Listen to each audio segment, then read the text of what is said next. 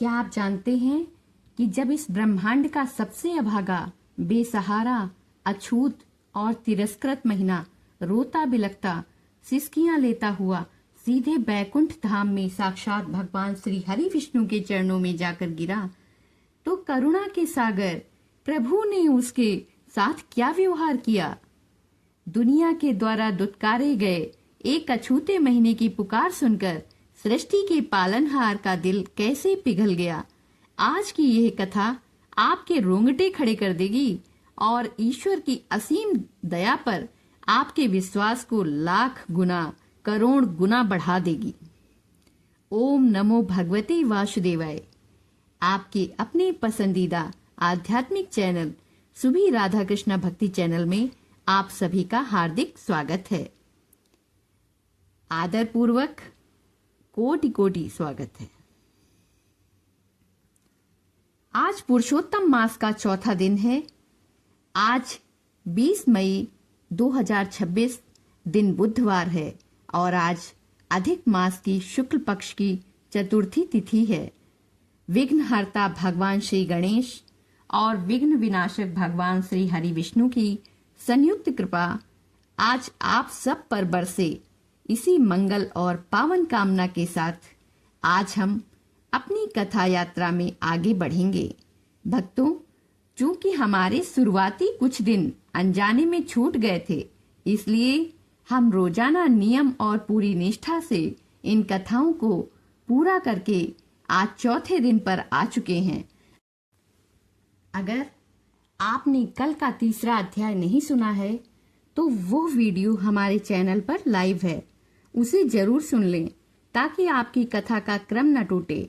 यदि आप आज पहली बार हमारे चैनल पर आए हैं तो नीचे दिए गए लाल रंग के सब्सक्राइब बटन को दबाकर हमारे इस आध्यात्मिक परिवार का हिस्सा जरूर बने। आइए अपने दोनों हाथ जोड़कर आज पूरी ध्यान से श्रवण करते हैं चतुर्थ अध्याय की दिव्य और विस्तृत कथा। भक्तों, व्यासपीठ की परंपरा के अनुसार कथा प्रारंभ करने से पहले आइए श्री हरि के चरणों में वंदन करें और उनका पावन ध्यान धरें। नारायणं नमस्कृत्य नरं चैव नरोत्तमं देवीं सरस्वतीं व्यासं ततो जय मुदीरयेत्। त्वमेव माताश्च पिता त्वमेव, त्वमेव बन्धुश्च सखा त्वमेव, त्वमेव विद्या द्रविडं त्वमेव, त्वमेव सर्वं मम देव देवम्। अर्थात हे सर्वव्यापी भगवान नारायण, आप ही मेरी माता हैं, आप ही मेरे पिता हैं, आप ही मेरे भाई हैं और आप ही मेरे सच्चे मित्र हैं। हे प्रभु, आप ही मेरी विद्या हैं, आप ही मेरा धन और ऐश्वर्य हैं। हे देवों के देव, आप ही मेरे जीवन के सब कुछ हैं और मैं अपना सर्वस्व आपके ही चरणों में समर्पित करता हूँ।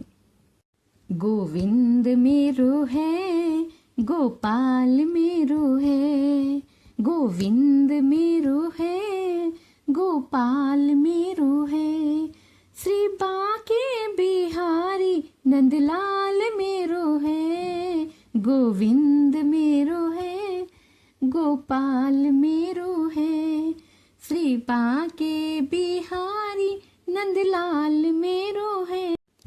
आइए विस्तार से कथा का श्रवण करते हैं। श्री सूची महाराज नैमिषारण्य वन में 80,000 सौनक आदि ऋषियों से कहते हैं, हे मुनियों, पिछले तीसरे अध्याय में आपने श्रवण किया कि कैसे अपमान और हीन भावना की आग में जलता हुआ मलमास आत्महत्या का विचार त्याग कर करुणा की आस लिए बैकुंठ की ओर दौड़ा था।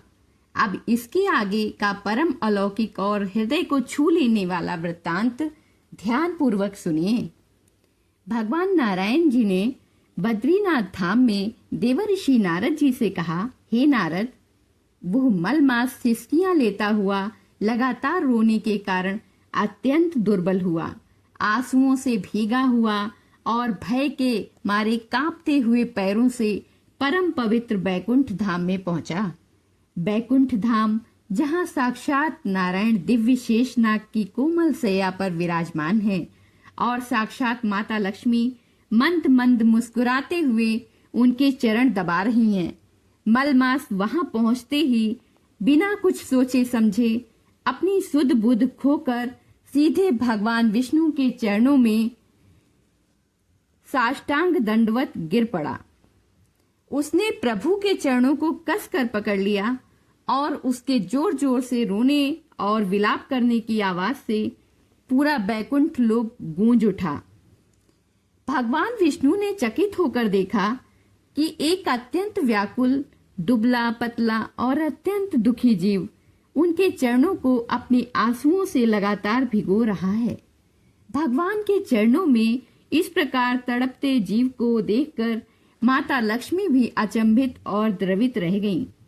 मलमास ने रोते हुए अत्यंत करुण और कांपते स्वर में कहा, हे शरणागत वत्सल, हे अनाथों के नाथ, हे दीन बंधु, हे पतित पावन, मैं वही अभागा, भाग्यहीन और पापी मलमास हूँ। इस ब्रह्मांड के सभी मनुष्यों ने, ऋषियों ने, तिथियों ने, नक्षत्रों ने और स्वर्ग के देवताओं ने मेरा पूरी तरह से परित्याग कर दिया है।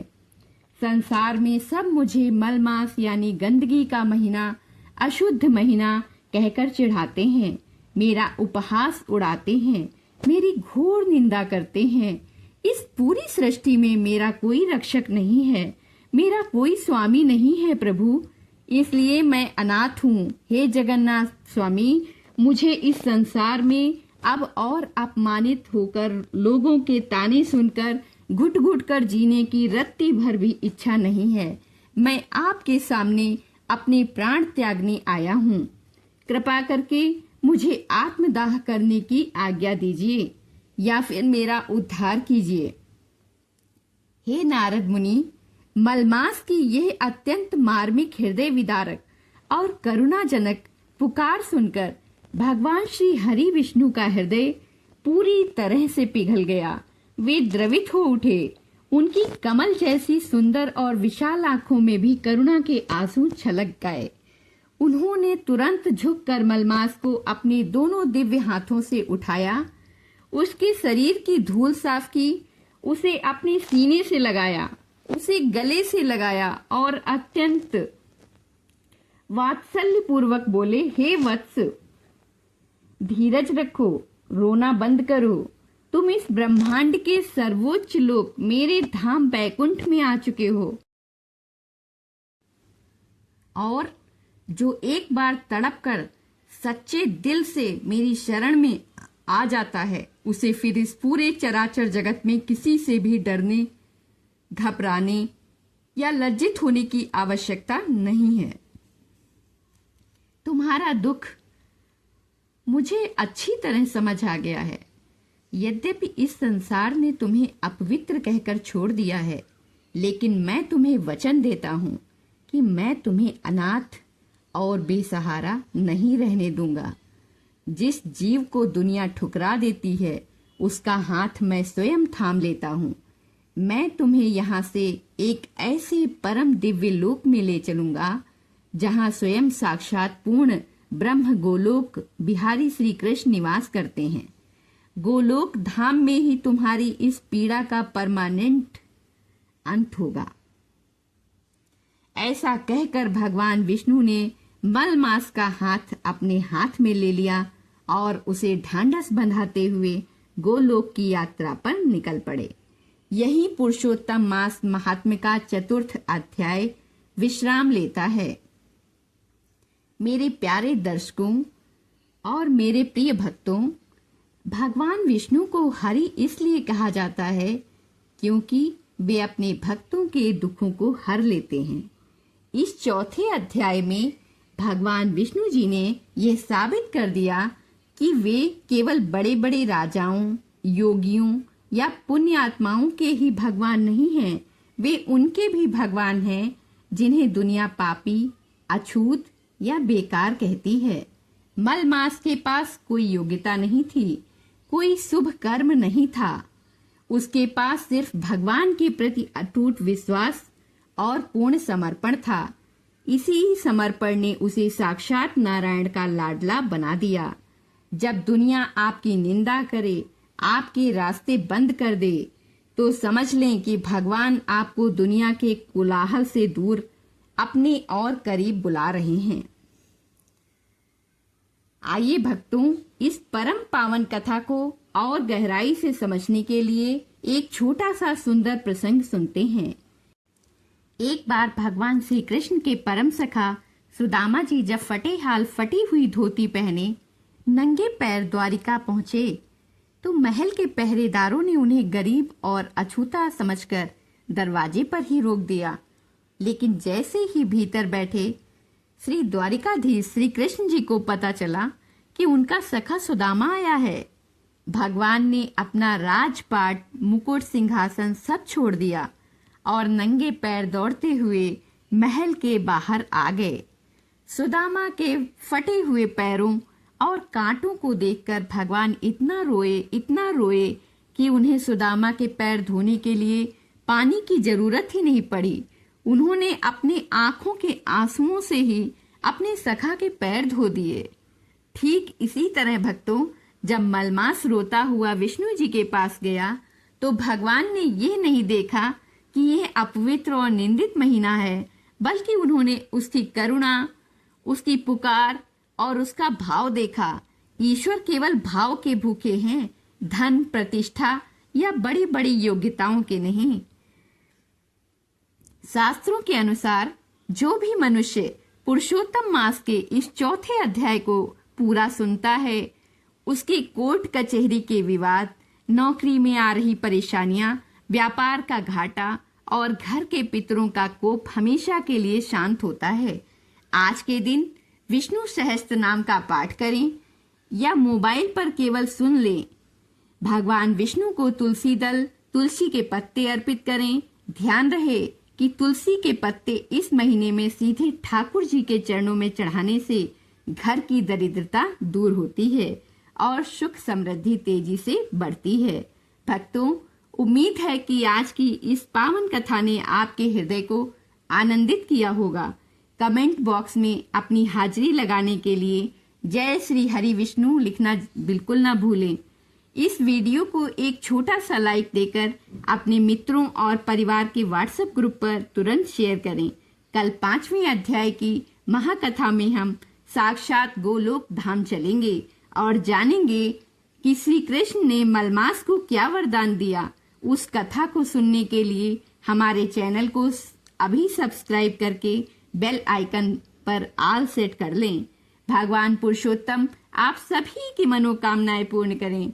प्रेम से बोलिए लक्ष्मी नारायण भगवान की जय, पुरुषोत्तम भगवान की जय। राधे राधे, जय श्री कृष्णा।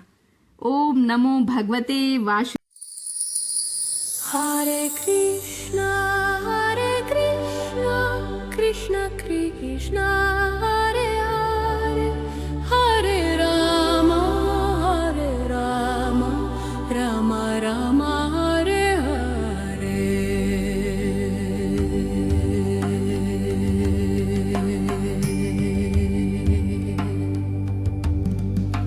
हरे कृष्णा